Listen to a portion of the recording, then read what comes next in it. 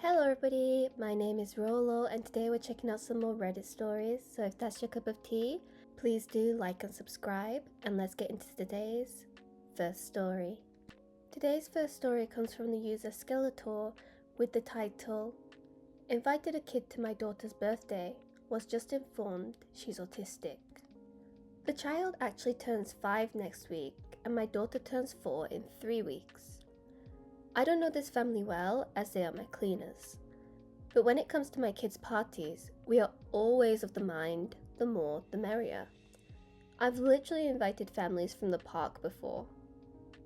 So today, he came by, and as he was leaving, we were discussing it as I invited them a week or so ago, and he brought up he wasn't sure because of her autism, which I didn't know she had until now. We have a few autistic kids in the family. They're mostly teenagers or adults now, but it's not new territory for us. First thing I said was something like, "Oh, don't worry, that doesn't bother us." Which I kind of feel like an ass because duh, it shouldn't bother anyone. Just let us know what we can do to make it easier for her and you guys. I then explained how the day would pan out and how many kids were invited and their ages. I then told him I can set up a quiet area just for her in the TV room. The TV room is literally a tiny ass room with a big old couch and a TV. But it's off to the side. I can also put ambient lighting and sound machines in there. I also can set up some calmer solo activities for the kid too. Or even set up my daughter's playroom for the kid too. I have no problem doing whatever they need. The thing is, I know what's worked for my family members and they were boys, and it's been ages since they were her age. And autistic or not, everyone has individual needs, and I'm not sure at all what her needs could be. He's coming by the house again 2 more times before the party. I would love any suggestions or ideas that I can offer them and their daughter to help make the party a fun experience for her. I even have a play tent I could set up outside. I also have an inflatable water slide. And it's a pool party, so I feel like if she needs some decompression time, the kids won't bother her as they will most likely be in the pool.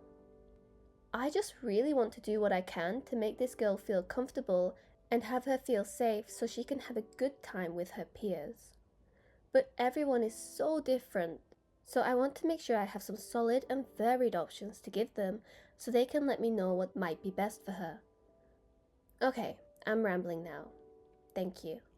Wow, okay, so although, as OP said, being like this about autism, treating it as just another thing in the day-to-day, should be the norm, but realistically in our society, it still isn't at that point.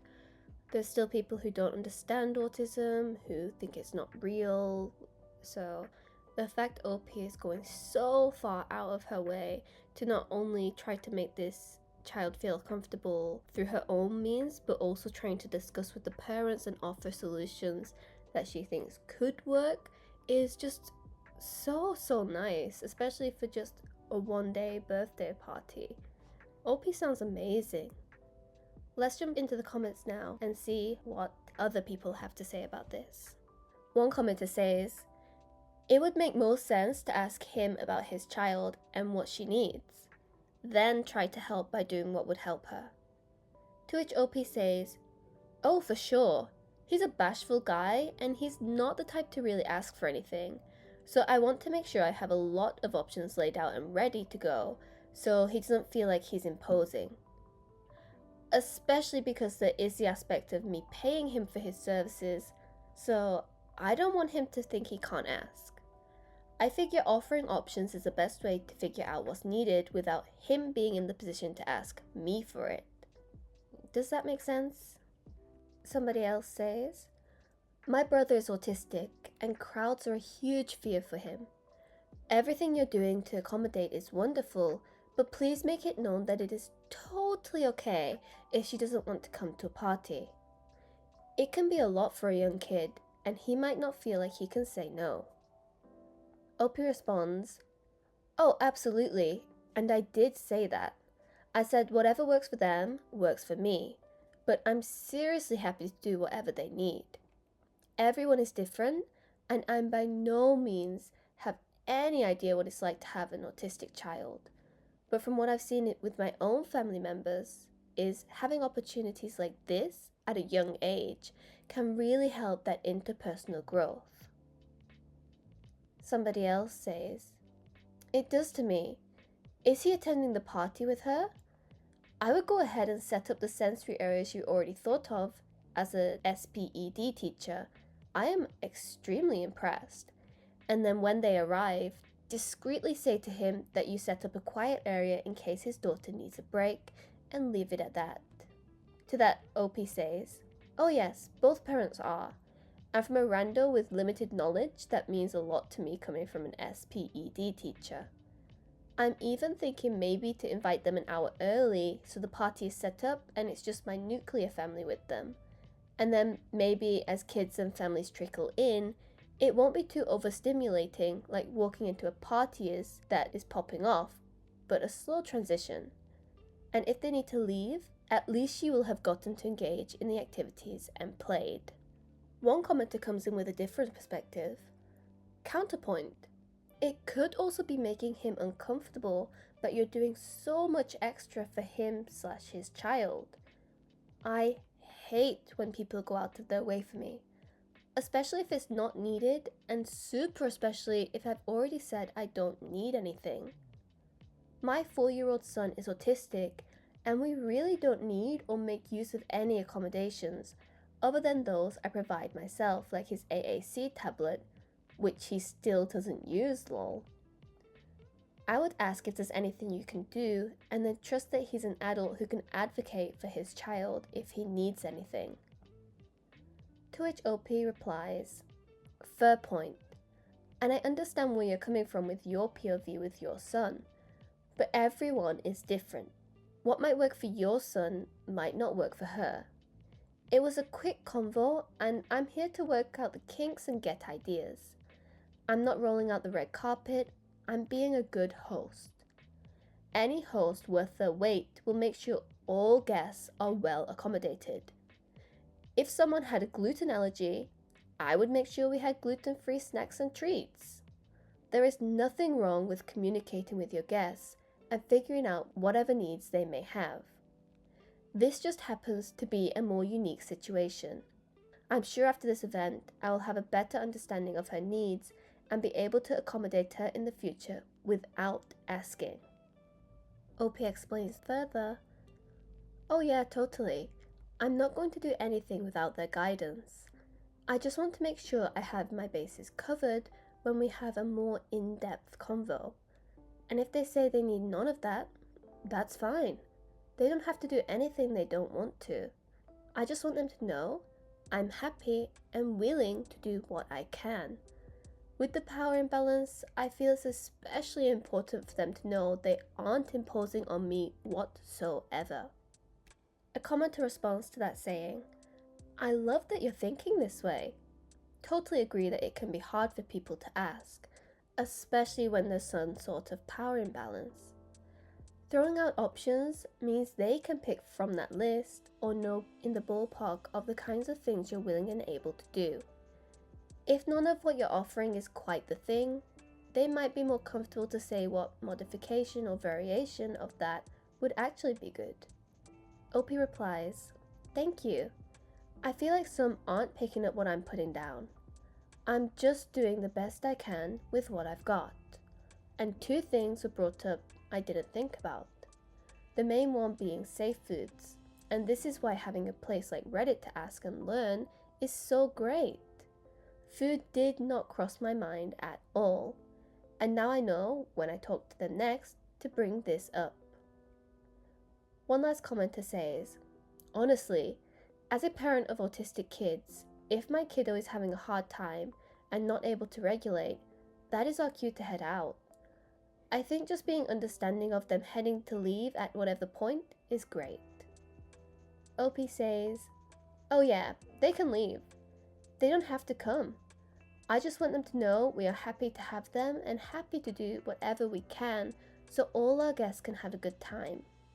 Whatever works for them, works for me." OP comes in with an edit 3 days later. Edit. Man, this got a little bit more emotionally complicated than I expected. First, I am heartbroken and pissed at how many of you said an invite was just enough. That having your kid included meant the world. And from the bottom of my heart, I'm sorry people are ignorant dicks. I'm not doing anything special. I am doing what everyone should do. Treat people how you want to be treated. Inviting a kid into my home, regardless of needs, isn't some kind of hero moment. It's just what you do. All for one, and one for all. Maybe I'm weird. Maybe I'm a freaking saint. I don't know, and I don't care. Everyone deserves to feel seen. Second, so many of you gave me so much insight to things I hadn't considered, and I'm so thankful that I came here. Only a select few of you were weirdos. Third, what might work for your autistic child may not work for the next. That's why I'm here asking for ideas and advice. To say your autistic child would hate this and never come and shit on my invite, you're kinda just a dick. Just because one autistic child wouldn't like it doesn't mean another autistic child wouldn't love what I've prepared. I'll never know what it's like to have an autistic child, but I can say never assume the world your family lives in is the exact same as everyone else. Fourth, I have paid a lifeguard. No one will be unsupervised in my pool. Fifth, I will update you after the party. OP does hold true to their word and comes in 23 days later with their update. I have so many things to say, but I'll start off by saying it was a success. The original link is below and then provides a link to the original post. 1. First up that should be supportive, a lot of y'all are nasty. Think about how if someone spoke about your child that way. 2. The worst offenders were the ones that claimed they also had autistic children. I really hope you don't view your children the way you viewed my guest. 3. If you think it's weird I invited my cleaner and their family to my party, open your heart more. I live in the world of the more the merrier. I suggest you do the same. You would be surprised at the community you can build. Okay, onto the thick of it. About 5 days before the party, the cleaner had come by to do a medical check-in with the kitten he had adopted from me. I set up a lot of the party by this point. I was hoping he could see the decorations and layout and have a better understanding of what him and his daughter would be walking into the day of. The day of, I dropped the ball. The mum texted me and said she was having an allergic reaction and wouldn't make it. I didn't open the text and assumed they wouldn't be coming, so I stopped setting up the quiet space in favor of other chores I had to do. Then him and his daughter show up early like we discussed. Entirely my fault for not opening the whole text. If I had, I would have seen where she said dad and daughter would be coming. Totally my bad. Those last hours before a party are just pure chaos. She did struggle with some of the decorations, but we figured that out, and I power cleaned / set up the quiet space. I got her all dialed in with the activities and put on her shows and did other little things to make the space best for her. All from her dad's guidance.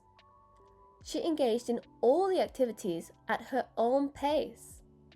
It did take her some time to get comfortable, but once she did, she came out for the kids' dance party.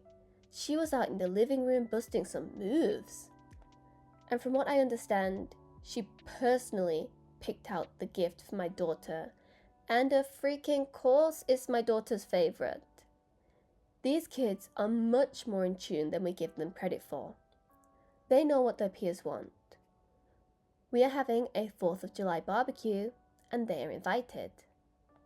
I appreciate you all and the truly helpful advice you gave. And now, after this first event, I know how to make every event more suitable for them. And truly, some of you all need Jesus.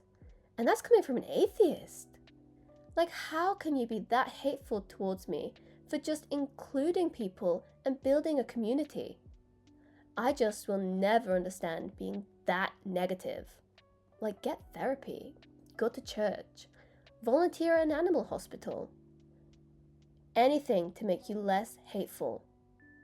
We are talking about children and community. Be better. It's so admirable just how steadfast in her morals that OP is. She was taking nobody's shit. She was calling people out left and right, just really highlighting everybody is different, whether that's a normal, neurotypical person or a autistic person. No two people are the same. The area your child is on the spectrum might not be the place that a different child is. It's just so nice to see in today's age where everybody is just so individualistic. Opie is just so open and welcoming. I really want to be a person like Opie. Like, this is inspiring me. Anyway, let's jump into some final comments. One commenter says, "You sound like an awesome person. Thank you for being so considerate and making the world a better place. And I agree with you about some of the weird attitudes in here. Chill out, people." To which OP says, "Thank you. I felt like I was in the Twilight Zone." Another commenter says, "As a mum to an autistic child, I'm blown away by how you did so much to make the little girl comfortable." OP replies, "Y'all are breaking my heart. I literally did nothing but be a good hostess." OP actually found the Best of Redditor update compilation and responded saying, "Yo, I am dying. I read this sub every night before bed, and yet here my nonsense is. But let me tell you, any day you're this side of the dirt is a good day." So that's the end of that story. Please do comment below what your thoughts are. How do you think you would deal with that situation? And let's move on to our next story. Our next story comes from a deleted user and the story is not updated. It's titled, "Am I the asshole for not wanting to tell my sister that her boyfriend is the father of my son?" Hi, I'm not really sure how to start this. I'm in a really uncomfortable situation and would appreciate some outside perspective. Back when I, 24 female, was in college, I had a serious relationship with someone I'll call Luke, 26 male. We dated for a little over a year and we were pretty serious. Near the end of our relationship, I got pregnant. It wasn't planned, but I decided I was going to keep the baby. Luke initially said he'd support me. We agreed to tell our families and figure things out from there. The next day, he disappeared. No calls, no texts. A couple days later, I got a package in the mail with some cash and a short note that just said something like, "For the abortion." That was it. I never heard from him again. I was angry, embarrassed, and honestly overwhelmed. I ended up moving back home and raising my son on my own. I didn't tell my family who the father was. I just said the relationship didn't work out and that I didn't want to talk about it. They didn't push. Fast forward to now. My son is 2 and things are okay. I have support from my family, I'm working, and I've found some stability.